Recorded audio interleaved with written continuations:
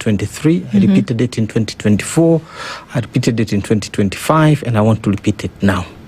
That economy is the greatest opposition to President William Ruto.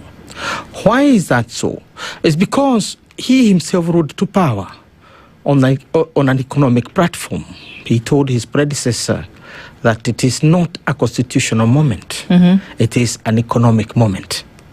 Now, the fuel crisis, which is largely global, and in its manifestation in Kenya, it is not helping his situation. It is actually worsening. Because it's an acid test as to how you are able to respond to a shared crisis like this one, which is a global security and fuel crisis, and shield your people or insulate your people from the extreme repercussions of such a crisis. But what is happening is that in Kenya we seem to be having more than our due share, call it the lion's share of the global crisis, even compared with our poorer landlocked neighbors.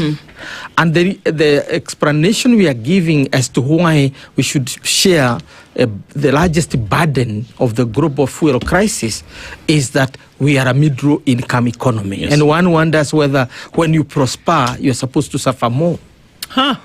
It's ridiculous, almost facade, to imagine that when you grow richer, this is when the fangs of poverty should be biting you deeper.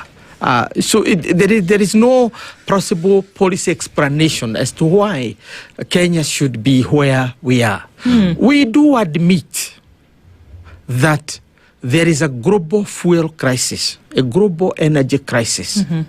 But what we are looking at is the response that is coming from our own political establishment, so that we see whether it is basically mitigating against this global crisis, or it is basically compounding it. We are also looking at the way in which the government is positioning itself to insulate us from that crisis on long-term basis, because it is not a short-term problem, and it doesn't seem to be dissipating. It is actually escalating, which is what governments would do. When you because governments don't operate in isolation. When we look at the